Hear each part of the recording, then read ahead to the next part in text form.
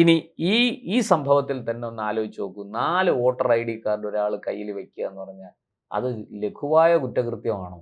അല്ല, ഗുരുതരമായൊരു കുറ്റകൃത്യമാണ്. അപ്പോൾ അതുപോലെ ഇവിടെ വാറണ്ട് കോടതിക്ക് 3 സമൻസൊക്കെ മടക്കിയപ്പോൾ കോടതിക്ക് സ്വാഭാവികമായിട്ടൊരു അഭിമാനമില്ല.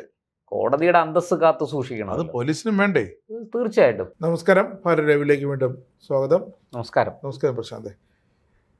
ധർമ്മസ്ഥലയിലെ വിവാദമായ പരാമർശങ്ങൾക്ക് പിന്നിലെ സൂത്രധാരൻ ആ തമിഴ് നടൻ, കർണാടകക്കാരനാണെങ്കിലും തമിഴടക്കമുള്ള ഭാഷാ ചിത്രങ്ങളിൽ, ദക്ഷിണേന്ത്യൻ ഭാഷാ ചിത്രങ്ങളിൽ തൻ്റെതായ പ്രകടനം കാഴ്ചവെച്ചുകൊണ്ടിരുന്ന പ്രകാശ് രാജ്, അദ്ദേഹം ധർമ്മസ്ഥലയിൽ മുമ്പ് ഈ സ്വന്തം നിലയിൽ ചെറിയൊരു പ്രകടനം കാഴ്ചവെച്ചിരുന്നു.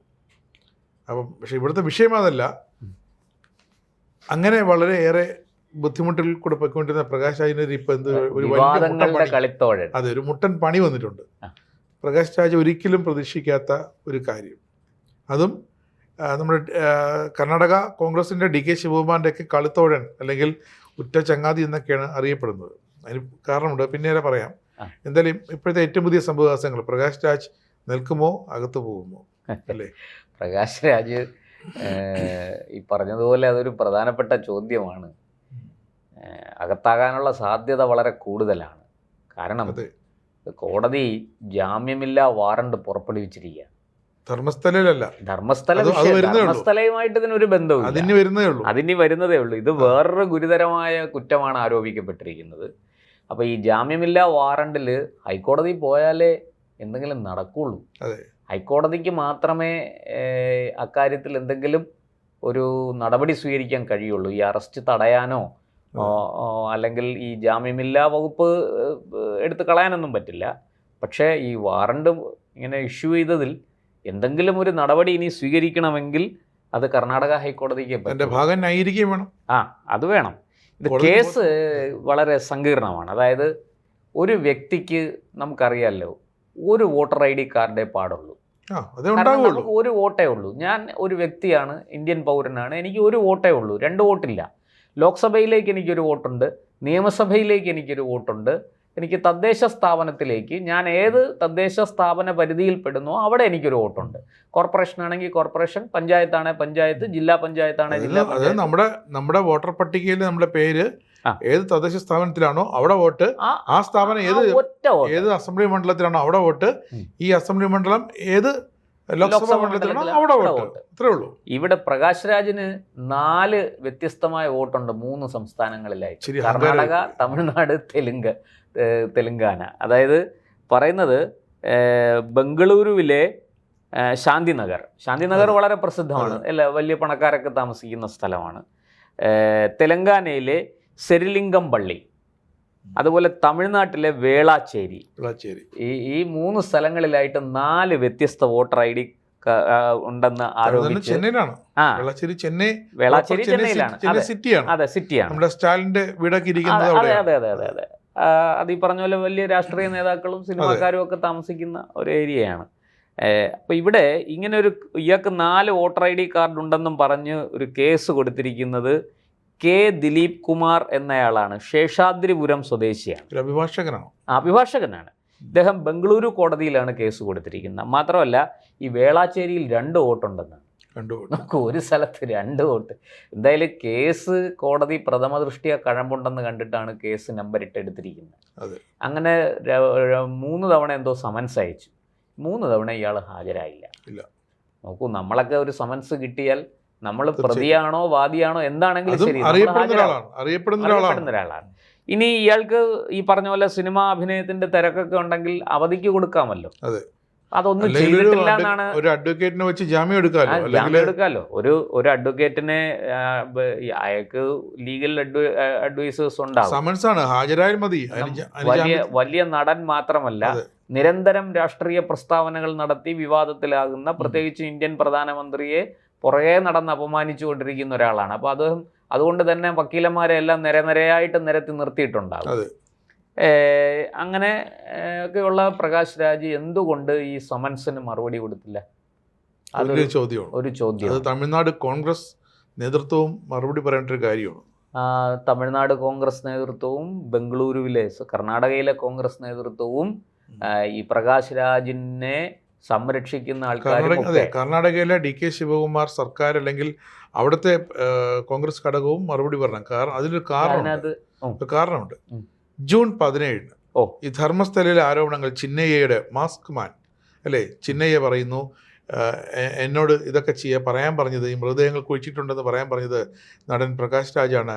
കേരളത്തിൽ നിന്നും 200 കോടി രൂപ അവിടെ ഇറക്കിയിട്ടുണ്ട്, തനിക്ക് കാശ് തരാമെന്ന് പറഞ്ഞു എന്നൊക്കെ അയാൾ SITക്ക് മൊഴി കൊടുത്തു. അപ്പോൾ പ്രകാശ് രാജ് മൊഴി കൊടുത്തത് മാത്രമല്ല കോടതിയിൽ സത്യവാങ്മൂലം കൊടുത്തു, കർണാടക ഹൈക്കോടതി. അതെ, ഇപ്പൊ പ്രകാശ് രാജാണ് ഇതെല്ലാം എന്നെ കൊണ്ട് ചെയ്യിപ്പിച്ചത്. എന്നെ ഫോണിൽ വിളിച്ചിരുന്നു, 50 ലക്ഷം രൂപ സംസാരിച്ചിരുന്നു, 50 ലക്ഷം രൂപ ഓഫർ ചെയ്തു. പിന്നെ എന്നെ വിളിച്ച തെളിവുണ്ട്, എന്നെ അദ്ദേഹം ഫോൺ വിളിച്ച് സംസാരിച്ചിരുന്നു, ഇതേപോലെയൊക്കെ ചെയ്യണമെന്ന് ഞാൻ പറഞ്ഞു. 2-3 സഹായികളെ വിട്ടുകൊടുത്തു. അപ്പോൾ ഈ സഹായികളാണ് ഒരു പുരുഷന്റെ തലയോട്ടിയുടെ കൊണ്ടേ കുഴിച്ചിട്ടത്. അതാണ് 40 വർഷം മുമ്പ് പഴക്കമുള്ള ഒരു പുരുഷന്റെ ആണെന്ന് അവർ SIT കണ്ടെത്തിയത്. പക്ഷേ പറഞ്ഞത് സ്ത്രീയുടെ മൃതദേഹം എന്നാണ് പറഞ്ഞത്, പക്ഷെ കിട്ടിയത് പുരുഷന്റെ തലയോട്ടിയാണ്. ഒന്നിലധികം. ആദ്യം അത് 100ആയി, 200ആയി, 500ആയി അല്ലേ, അങ്ങനെ പിന്നെ ഈ അതങ്ങനെ തുടർന്ന് ചിന്നയ്യ വായി തോന്നുന്നൊക്കെ വിളിച്ചു പറഞ്ഞത്. പക്ഷേ ഈ പ്രകാശ് രാജ് ഈ ചിന്നയ്യയുടെ ആരോപണങ്ങളെ നിഷേധിക്കാനായിട്ട് കഴിഞ്ഞ ജൂൺ 17-ന് ബംഗളൂരു 17 പറയുന്നത് ബംഗളൂരു പ്രസ് ക്ലബിൽ ഒരു വാർത്താ സമ്മേളനം വിളിച്ചിരുന്നു. അതെ, വാർത്താ സമ്മേളനം വിളിച്ച് പ്രകാശ് രാജ് തന്റെ നിലപാട് ഞാൻ അങ്ങനെ ചെയ്തിട്ടില്ല, ഞാൻ വിളിച്ചിരുന്നു, അത് ചിന്നയ്യയ്ക്ക് നിയമസഹായം കൊടുക്കാനാണ് ഞാൻ വിളിച്ചത്. അപ്പോൾ എൻ്റെ വോയിസ് റെക്കോർഡുണ്ട്, ചിന്നയ്യയെ സഹായിക്കുക എന്ന ലക്ഷ്യം, അല്ലാതെ ഞാനൊന്നും പറഞ്ഞിട്ടില്ല. അഭിഭാഷകന്റെ സഹായം, കേസ് കൊടുക്കാൻ സഹായം പറയണം എന്നാണ് ജൂൺ 17. ഈ ജൂൺ 17-ന് അന്ന് അവിടെ ഈ പ്രകാശ് രാജിന് അവിടുത്തെ അതെ ഹിന്ദു വിശ്വാസികളുടെ, ധർമ്മസ്ഥല വിശ്വാസികളുടെ പ്രതിഷേധം കണക്കിലെടുത്ത് ബംഗളൂരു പ്രസ് ക്ലബിൽ പ്രകാശ് രാജ് വരുമ്പോൾ അവിടെ കർണാടക പോലീസ്, ബംഗളൂരു പോലീസിന്റെ കനത്ത സുരക്ഷ ഉണ്ടായിരുന്നു. സമൻസ് നിലനിൽക്കുകയാണ്, എന്നിട്ടും പോലീസ് തിരിച്ചറിഞ്ഞില്ല അല്ലേ. ഒടുവിൽ ബംഗളൂരു മജിസ്ട്രേറ്റ് കോടതി വാറണ്ടാക്കിയപ്പോഴാണ് ഗതിയില്ലാതെ അതിന്റെ വിശദാംശങ്ങൾ വന്നിട്ടുണ്ട്. അതായത് ഈ ദിലീപ് നേരത്തെ, ഈ അഭിഭാഷകനുണ്ടല്ലോ ഈ കേസ് കൊടുത്തിരിക്കുന്ന ആള്, നേരത്തെ ഹലാസുരു ഗേറ്റ് പോലീസ് സ്റ്റേഷനിൽ പരാതി കൊടുത്തു, സിറ്റി പോലീസ് കമ്മീഷണർക്ക് പരാതി കൊടുത്തു, കേസെടുത്തില്ല. അങ്ങനെ നിവർത്തി കെട്ടപ്പോഴാണ് ഇയാൾ തെളിവുകളുമായിട്ട് കോടതിയെ സമീപിച്ചത്. അപ്പോൾ കോടതിയാണ് കേസെടുക്കാൻ നിർദ്ദേശിച്ചതും കേസെടുക്കുന്നതിൻ്റെ ഭാഗമായിട്ട് പിന്നെ തുടർ നടപടികളിലേക്ക് പോയി സമൻസ് അയച്ചു, വന്നില്ല, രണ്ടാമത് അയച്ചു, വന്നില്ല, മൂന്നാമത് അയച്ചു, വന്നില്ല. സമൻസ് പോലീസ് മടക്കുകയാണ്, പോലീസ് ആളിനെ കണ്ടെത്താനായില്ല. പോലീസിന്റെ സ്ഥിരം പണിയാണ്. ഈ ഒരു സമൻസുമായിട്ട് വരുന്നു, അവിടെ വരുമ്പോൾ ആള് അവിടെ ഉണ്ട്, സാറേ ഇതിരിക്കട്ടെ എന്ന് പറഞ്ഞൊരു 500 രൂപ കൈ വെച്ച് കൊടുത്ത ഈ പോലീസുകാരൻ ആളെ അഡ്രസ്സിൽ ആളില്ല, പക്ഷെ പറഞ്ഞ് സമൻസ് തിരിച്ചയക്കും. കോടതി നടപടി പ്രകാരം ഒരു 3 സമൻസ് നമ്മൾ കൈപ്പറ്റിയില്ലെങ്കിൽ വാറണ്ടാണ്, ഉറപ്പാണ്. കിട്ടുന്നിടത്ത് വെച്ച് അറസ്റ്റ് ചെയ്ത് ഹാജരാക്കാൻ പറയും. നമ്മളതൊരു സിനിമയിൽ കണ്ടതാണ്, ഒരു മന്ത്രിയെ അറസ്റ്റ് ചെയ്ത് ഹാജരാക്കാൻ മജിസ്ട്രേറ്റ് ഉത്തരവിടുന്ന എന്നാ താൻ പോയി കേസ് കൊടുന്ന് പറഞ്ഞ സിനിമയ്ക്കകത്ത് പിന്നെ മിനിസ്റ്റർ ഓഫ് സ്റ്റേറ്റ്സ് ആണ് എന്നൊക്കെ പറഞ്ഞപ്പോൾ ജഡ്ജി മജിസ്ട്രേറ്റ് പറഞ്ഞത്, എന്ത് മിനിസ്റ്റർ ഓഫ് സ്റ്റേറ്റ്സ്, അതൊക്കെ നിയമസഭയിൽ, ഇവിടെ അയാൾ പ്രതിയാണ്, അറസ്റ്റ് ചെയ്ത് ഹാജരാക്കാൻ പറഞ്ഞു, വാറണ്ട് ഇഷ്യൂ ചെയ്യാൻ പറഞ്ഞു. അപ്പോൾ അതുപോലെ ഇവിടെ വാറണ്ട്, കോടതിക്ക് 3 സമൻസൊക്കെ മടക്കിയപ്പോൾ കോടതിക്ക് സ്വാഭാവികമായിട്ടൊരു അഭിമാനമില്ല. കോടതിയുടെ അന്തസ്സ് കാത്തു സൂക്ഷിക്കണം. അത് പോലീസിനും വേണ്ടേ?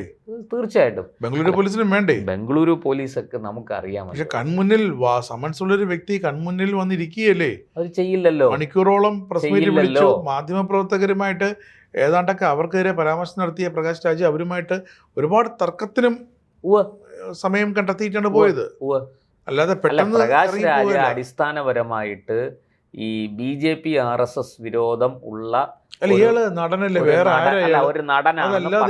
അല്ല, അതിനകത്ത് ഞാൻ ഒരു പടി കൂടെ അപ്പുറത്തേക്ക് പോയി അയാളെക്കുറിച്ചുള്ള പ്രധാനപ്പെട്ട ഹിന്ദു സംഘടനകളുടെ ആക്ഷേപവും ആരോപണവും, അയാൾ ഈ BJPയെയും RSSനെയും ആക്രമിക്കുന്നു എന്നതിൻ്റെ മറവിൽ ഹിന്ദുക്കൾക്കെതിരെ ആക്രമണം നടത്തുന്നു. ഒരു സുവിശേഷ പ്രചാരകനാണ് പ്രകാശ് രാജ്. മതം മാറ്റ ലോബിയുടെ ആളാണ്. മതപരിവർത്തനമാണ് പുള്ളിയുടെ ലക്ഷ്യം എന്നൊക്കെ ഹിന്ദു സംഘടനകൾ ആരോപിക്കുന്നുണ്ട്. അത് ഇപ്പം നമുക്കറിയില്ല പ്രകാശ് രാജിന്റെ ലക്ഷ്യം എന്താണ്, ഉദ്ദേശം എന്താണെന്നൊന്നും നമുക്കറിയില്ല. പക്ഷെ ഒരു കാര്യം ഈ ചിന്നയ്യയുടെ പുറകിൽ ആരോ ഉണ്ട്. ഇല്ലാതെ ചിന്നയ്യ ഒരാൾ വന്നൊരു സുപ്രഭാതത്തിൽ ഞാനിവിടെ 100 കണക്കിന് മൃതദേഹം കുഴിച്ചിട്ടുണ്ടെന്ന് പറയും. അതൊരു ശുചീകരണ തൊഴിലാളി. ഒന്നാമത്തെ കാര്യം കേസിൽ പെടും എന്നുള്ള കാര്യം എല്ലാവർക്കും അറിയാം. അപ്പോൾ ഇനി അങ്ങനെ ഇപ്പോൾ ക്രൈം നടന്നു, ആ ക്രൈമിൻ്റെ ഭാഗമായിട്ട് കൊലപാതകം നടത്തി ആ മൃതദേഹം കൊണ്ടുവന്ന് കുഴിച്ചിടുകയാണ്.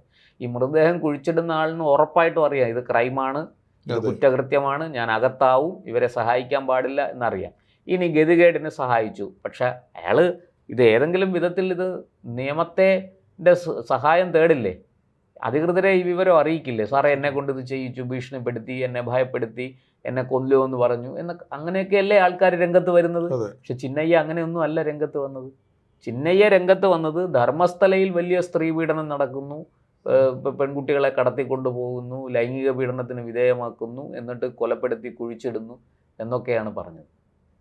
അപ്പോൾ അതിനെ ധർമ്മസ്ഥലയുമായിട്ട് കണക്ട് ചെയ്യാൻ എപ്പോഴും ഒരു ശ്രമം നടത്തിയിരുന്നു. അതാണ് സംശയം ജനിപ്പിച്ചത്. അതാണ് അന്വേഷണം ഈ ധർമ്മസ്ഥല മാനേജ്മെന്റുമായിട്ട് അവിടുത്തെ ആ ട്രസ്റ്റിന്റെ അധികാരികൾ അവിടെ അത് ഈ കർണാടക BJPയിലേക്ക് ഉന്നത തലങ്ങളിലുള്ള ആൾക്കാർ അതുമായിട്ട് ബന്ധപ്പെട്ടിട്ടുണ്ട്. അപ്പോൾ അതുകൊണ്ട് അവരെ ഗുരുക്കാനുള്ളൊരു ശ്രമമാണ് അവിടെ നടന്നത് എന്ന് അങ്ങനെ ഒരു ആക്ഷേപം BJPയുടെ ഭാഗത്തുനിന്ന് വരുന്നുണ്ട്. എന്തായാലും ഇരിക്കട്ടെ. അപ്പോൾ ഇത് വളരെ ദുരൂഹമാണ്. അപ്പോൾ പ്രകാശ് രാജിനെ സംബന്ധിച്ച് ഈ ഒരു പ്രകാശ് രാജിൻ്റെ നീക്കങ്ങൾ അത് എപ്പോഴും ഈ ഹിന്ദു സംഘടനകൾ ആരോപിക്കുന്നത് നമുക്ക് ശരിയാണെന്ന് തോന്നും. കാരണം എന്താണെന്ന് വെച്ചാൽ ഈ പറഞ്ഞതുപോലെ BJPയെയും RSSനെ ഒരു സംഘടന എന്നുള്ള നിലയ്ക്ക് ആക്രമിക്കുന്നു, ആരോപണങ്ങൾ ഉന്നയിക്കുന്നു. ഓക്കെ, നമുക്ക് മനസ്സിലാക്കാം, ഇവിടെ എല്ലാവരും ചെയ്യുന്നുണ്ടല്ലോ. തിരിച്ച് BJPയെ രാഷ്ട്രീയമായി ആക്രമിക്കുന്നു, അതും മനസ്സിലാക്കാം. പക്ഷെ അതിൻ്റെ മറവിൽ ഈ ഹിന്ദു വിരുദ്ധമായ കാര്യങ്ങൾ ചെയ്യുമ്പോഴാണ് അതൊരു വിഷയമായിട്ട് ഉയർന്നു വരുന്നത്, അല്ലേ? ഇതാണ് പ്രകാശ് രാജിനെതിരെയുള്ള ഒന്നാമത്തെ പ്രകാശ് രാജിൻ്റെ ദുരൂഹത അവിടെ ആരംഭിക്കുകയാണ്. ഇനി ഈ സംഭവത്തിൽ തന്നെ ഒന്ന് ആലോചിച്ച് നോക്കൂ. 4 വോട്ടർ ID കാർഡ് ഒരാൾ കയ്യിൽ വെക്കുക എന്ന് പറഞ്ഞാൽ അത് ലഘുവായ കുറ്റകൃത്യമാണോ? അല്ല, ഗുരുതരമായൊരു കുറ്റകൃത്യമാണ്. അതും അറിഞ്ഞുകൊണ്ട് ഒരേ സ്ഥലത്ത് 2 വോട്ടർ ID കാർഡ്, 4 കാർഡുണ്ടെങ്കിൽ അതിൽ 3 വ്യാജമായിരിക്കും. തീർച്ചയായിട്ടും 3 സംസ്ഥാനങ്ങളിലാണ് കേസ് വരേണ്ടത്. 3 സംസ്ഥാനങ്ങളിലായിട്ടാണ് ഈ കേസ് വരേണ്ടത്. അപ്പോൾ ഇത് നിസ്സാര കാര്യമല്ല. ആരോപിക്കപ്പെട്ടിരിക്കുന്ന കുറ്റം ഗൗരവമുള്ളതാണ്. അയാൾ കർണാടക സ്വദേശിയാണ്. അപ്പോൾ കർണാടകയിൽ നേരത്തെ പറഞ്ഞതുപോലെ നമ്മുടെ ഈ ശാന്തി നഗറിൽ അത് ശരിക്കും യഥാർത്ഥമായിരിക്കാം. പക്ഷേ അയാൾ താമസിക്കുന്നത് പിന്നെ വേളാച്ചേരി അവിടെ സ്വാഭാവികമായിട്ട് ഇപ്പോൾ താമസിക്കുന്ന സ്ഥലത്ത് നമ്മളിപ്പോൾ ഒരിടത്ത് താമസിക്കുന്നു, അവിടുന്ന് മാറി വേറൊരു സ്ഥലത്ത് പോകുമ്പോൾ തീർച്ചയായിട്ടും നമ്മുടെ വോട്ടർ IDയും മറ്റു കാര്യങ്ങളും എല്ലാം അങ്ങോട്ട് മാറ്റും, അല്ലേ? അങ്ങനെ മാറ്റിയതാണോ, പുതിയ വോട്ടർ ID അവിടെ ഉണ്ടാക്കിയതാണോ, ഇതൊക്കെ അന്വേഷണത്തിൽ തെളിയേണ്ടിയിരിക്കുന്നു. ഇതിനൊന്നും നമുക്കിപ്പോൾ ഉത്തരം പറയാൻ കഴിയില്ല. ഇത് വാർത്തകൾ ഇത് സംബന്ധിച്ച് പുറത്ത് വന്നിരിക്കുന്നതിലും വ്യക്തതയില്ല. അപ്പോൾ കൃത്യമായിട്ട് ഇതിൽ അന്വേഷണം നടക്കും. വാറണ്ടിൽ വ്യക്തതയുണ്ട്. ബംഗളൂരു മജിസ്ട്രേറ്റ് കോടതി വളരെ കൃത്യമായിട്ട് പഴുതടച്ച വാറണ്ടാണ് കൊടുത്തിരിക്കുന്നത്. അതിൽ നിന്ന് ഊരണമെങ്കിൽ ഇനി കർണാടക ഹൈക്കോടതി തന്നെ വിചാരിക്കണം.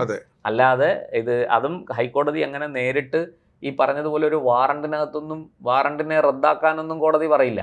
കോടതി നിങ്ങൾ ഹാജരായി ജാമ്യം എടുക്കുക, പിന്നെ ഇയാളെ അറസ്റ്റ് ചെയ്യരുത്, മുൻകൂർ ജാമ്യം കൊടുക്കണം എന്നൊക്കെ പറഞ്ഞ്. അപ്പോൾ ഇയാൾക്ക് പറയാം, ഞാൻ സുഖമില്ലാതെ കിടക്കുകയായിരുന്നു, ഞാൻ സിനിമയിൽ അഭിനയിക്കുകയായിരുന്നു, ഞാൻ അവിടെ പോയിരിക്കുകയായിരുന്നു, ഇവിടെ പോയിരിക്കുകയായിരുന്നു എന്നൊക്കെ പറയാം. അതുകൊണ്ടാണ് എനിക്ക് സമൻസ് കൈപ്പറ്റാൻ പറ്റാതായത്, അതുകൊണ്ട് ക്ഷമിക്കണം, ഞാൻ പിന്നെ ഹാജരായി വേണ്ട നടപടികളുമായിട്ട് ഞാൻ സഹകരിക്കാം എന്നൊക്കെ പറഞ്ഞ് അഫിഡവിറ്റൊക്കെ കൊടുത്തു കഴിയുമ്പോൾ കോടതിക്ക് ദയ തോന്നിയാൽ, ഹൈക്കോടതി ശരി ആ പറയുന്നതിനകത്ത് എന്തെങ്കിലും കഴമ്പുണ്ട് എന്ന് കോടതിക്ക് തോന്നിയാൽ മാത്രമേ കോടതി ഇക്കാര്യത്തിൽ ഒരു അനുകൂല നിലപാടെടുക്കുകയുള്ളൂ. അല്ലെങ്കിൽ പ്രകാശ് രാജ് ഉള്ളേ പോകും, ഈ ബംഗളൂരു പരപ്പന അഗ്രഹാര ജയിലിലെ ഉണ്ട തിന്നാൻ യോഗം ഉണ്ടെങ്കിൽ അതൊരു പ്രത്യേക യോഗമാണ്. അതൊരു പ്രത്യേക യോഗമാണ്. അവിടെ പോയി ഉണ്ട തിന്നവരൊന്നും അധികം രക്ഷപ്പെട്ടില്ല. ജയലളിതയും മദനിയും ഒക്കെ അതെ അതെ അതെ. അതുകൊണ്ട് ബിനീഷ് കോടിയേരി ബിനീഷ് കോടിയേരി. അപ്പൊ അതുകൊണ്ട് പരപ്പന അഗ്രഹാര ജയിലിൽ കയറാൻ യോഗം ഉണ്ടെങ്കിൽ അത് മാറ്റി വയ്ക്കാൻ പറ്റത്തില്ല. തലയിലെഴുത്ത് മായ്യുന്നതല്ല. തീർച്ചയായിട്ടും.